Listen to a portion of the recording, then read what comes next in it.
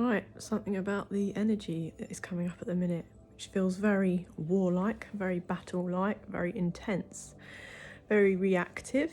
And I think a lot of us, number 11 just on the clock, a lot of us need to be mindful because I don't know what order of my videos are going to be coming out, but a lot of us, not me, I just, getting into the own awareness of this. My own awareness of this is words are powerful. What we say carries a vibration, and also is a form of manifestation. And so this is why I'm always careful, even if in heated moments, to say certain things and avoid saying others, because I know how powerful I am as the manifester. And it's taken me time to come to a place where I learn and overstand energy more than I ever have. And how I believe my interpretation, alongside other people's teachings and practices that I've either watched or I've aligned and associated with, because it's come to me at a time where I've now found that in myself. And so because of that carrying weight, that vibration, everything that comes out carries resonance. Like when things are said with malintent and, well, it's just bad karma. Karma is the lesson or the energy. It's not either bad nor good, but we have an energetic debt. Karma is an energy exchange, just like money. And so we're building up positive or negative bank. Confirmation. I think I've made it through another level of the game. And that's totally thrown me off because I've got, anyway. So I'll clamber it back. Karma, building up karmic debt. So when we say things that are not for the highest good of humanity, for ourselves, for love, and we believe we're powerful people, we've got good energy, our energy carries far, like, I wouldn't want to be on the end of me saying something back and it coming back to bite me in the arse. Something that I say that's not nice or that I wish on someone to then come back and bite me in the arse, because karma is a bitch, and karma really works in very, very strange ways. It can take years as well. People don't realise, cheating in marriages and various things could take 10, 20 years to come back in a way that people still don't see that it's connected to karma that you've done, or you've built up, the karmic debt you've created, or something you've done to people a long time ago. And so we've all got this, karmic debt. Some of us have leveled it out, but it's continual. It's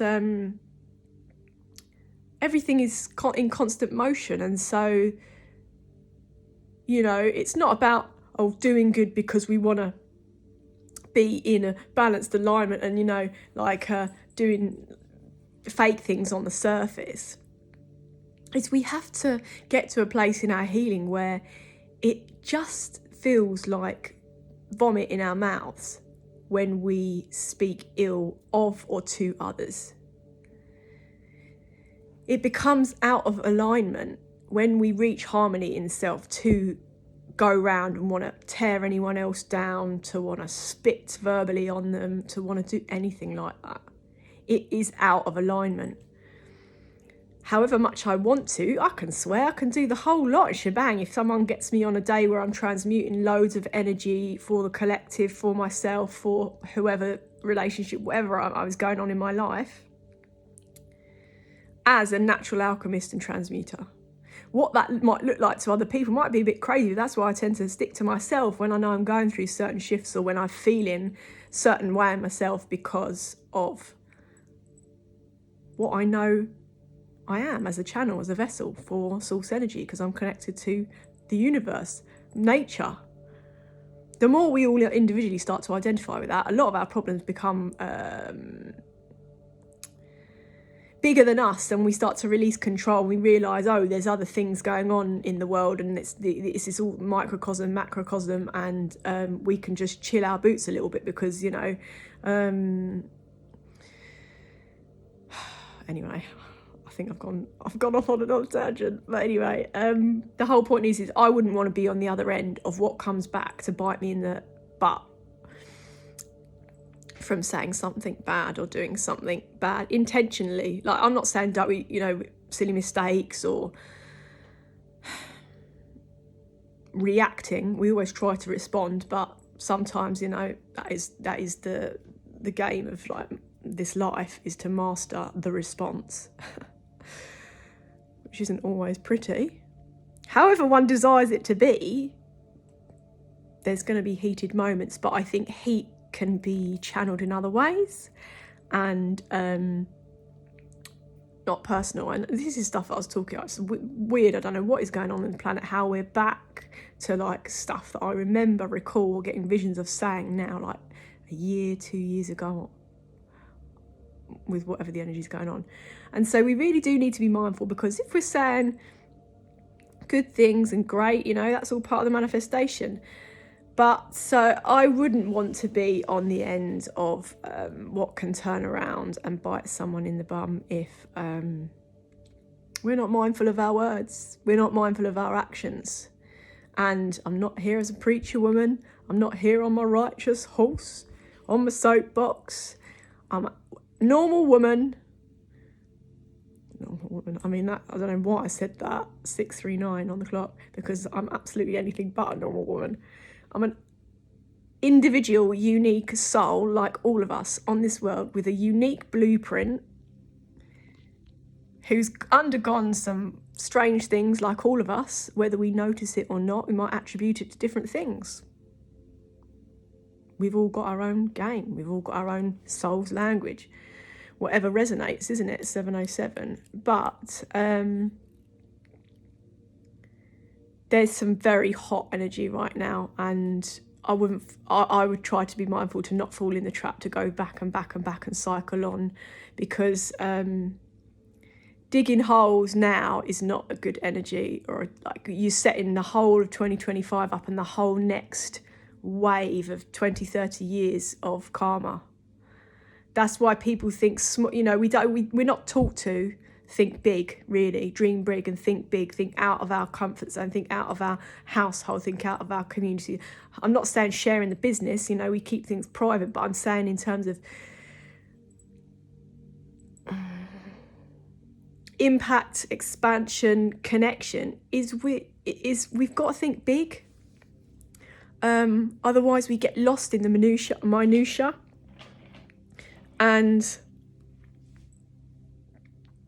people have always got plenty of minutia, haven't they? So I think once we learn to manage our own, we can see others or not, step back or not, and just like, and I never like the word saying fight for peace, because it's an oxymoron, but we make a solid commitment to self that we preserve peace over anything, because we preserve our energy for the real battles, which are mostly psychological and spiritual. And those of us that have been battling and have dealt with psychological and spiritual warfare for more years than we've ever really realised,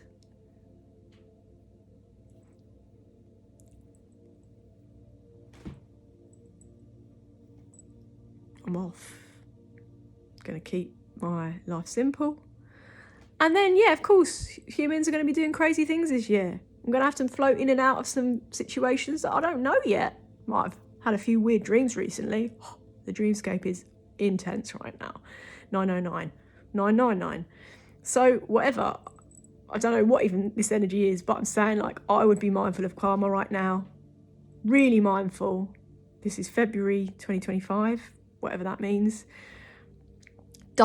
Let's not set ourselves up for a total shite 20 years, decade. Like, the decisions we make right here, right now, for ourselves, for our highest good, for the highest good of humanity, the collective, group, starseeds, whoever we align with, really don't care for people's judgments or opinion. I do not give a fuck anymore.